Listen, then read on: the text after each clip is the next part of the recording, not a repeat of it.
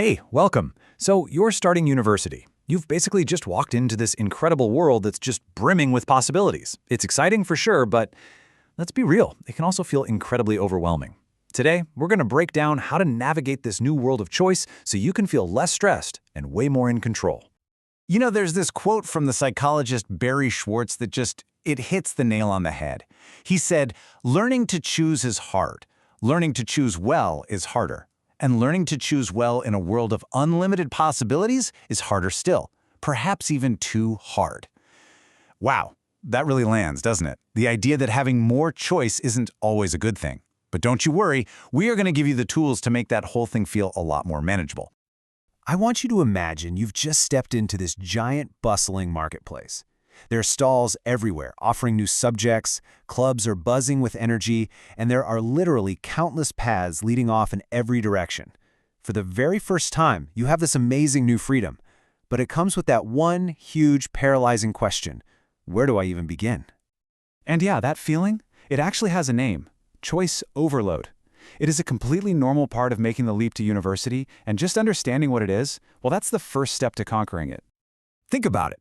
Before university, a lot of your life was probably pretty structured, but now you're standing in front of this massive, all-you-can-eat buffet of options. What major should I pick? Which club should I join? Who am I going to hang out with? Even something as simple as what to have for dinner. And look, a buffet is awesome, but if you try to eat everything at once, you just end up feeling overwhelmed and kind of sick. So why does this all feel so difficult?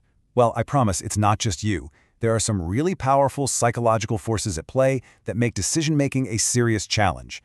Let's dig into what they are. Go back to when you were a kid. A handful of your favorite candies? That was pure joy. But what if someone backed up a giant truck and dumped every single candy imaginable right in front of you? Suddenly, that simple joy turns into anxiety. What if I pick the wrong one? What if my friend gets a better one?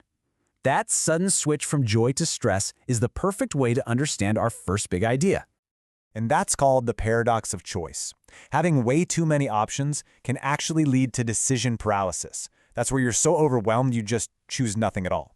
Or it leads to that nagging grass is always greener feeling. You join a study group and you immediately start worrying that there's a better one out there, which makes you less happy with what was probably a perfectly good choice to begin with. Next up, we've got decision fatigue. Your university life is just a constant stream of little choices: what to wear, what to eat, which email to answer first. Each one of those decisions uses up a little bit of your mental energy. It's like a tiny withdrawal from your mental bank account. So by the time you have to make a big decision, like picking an elective class, your brain is tired. And when it's tired, it's way more likely to just go for the easiest option, not necessarily the best one. Then you've got this thing called loss aversion. Our brains are literally wired to feel the sting of a loss way more intensely than the joy of an equal gain. This leads to a classic trap called the sunk cost fallacy.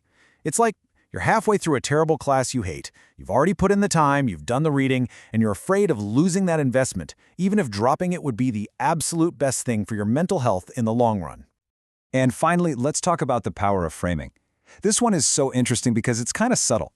The idea is that how a choice is presented to you can be even more influential than the actual options themselves. The words people use, the positive or negative spin, it all shapes your decision without you even realizing it. Just look at this example. A course with an 80% success rate. Sounds pretty good, right? Makes you feel confident. Now look at the other side. A course with a 20% failure rate. Suddenly it sounds risky, even though it is the exact same statistic. This is framing in action. When an older student says a professor is really engaging, that's a positive frame. If they say the exams are brutal, that's a negative one. Same professor, but two totally different feelings about the choice. Okay, so we've gone through why choosing is so hard. But now, for the good part, the solution. And it all comes down to developing your own personal superpower, your sense of agency. So what is agency? It's really just your ability to make choices and then act on them. It's about taking the driver's seat in your own life. It's about being the author of your own story instead of just being a character in a story someone else is writing for you. So, how do you build up this superpower? Well, you start small. Make a conscious choice about what to have for breakfast or how to spend your next free hour. Then connect your choices to your goals. Take ownership of how things turn out, the good and the bad, and learn from it. And this one is huge. Reframe your mindset. It's not, I have to study for this exam. It's, I choose to study for this exam. That tiny shift in language reinforces your control. And please, remember to be kind to yourself. You're not going to make the perfect choice every single time. And that's okay. Benjamin Franklin really nailed this idea hundreds of years ago. Learning itself is a choice. You can choose to be a passive observer, just taking notes. Or you can choose to get involved, ask questions, debate ideas, really engage with the material. Choosing to be an active participant is one of the most powerful acts of agency you can make at university. All right, now that we understand what agency is, let's get practical. Let's load you up with a toolkit. Think of these as different frameworks you can pull out of your back pocket depending on what kind of decision you're facing. First up is the classic, the rational decision-making model. This is your heavy-duty tool, the one you use for big, important stuff like picking a major. It forces you to be systematic. First, you define the actual problem. Then you figure out your criteria, what really matters to you. Then you brainstorm a bunch of options, evaluate them against your criteria, and make a choice. And then, this is the part people forget, you act on it and reflect on how it went. It's thorough, and it helps you avoid making purely emotional, impulsive choices. But here's the thing, right? That big systematic process is great for planned decisions, but you're not always going to have that kind of time. Different situations call for different tools. For those quick, high-pressure moments, like a professor calling on you in class, there's something called the RPD model. That's all about trusting your gut and recognizing patterns from your past experiences.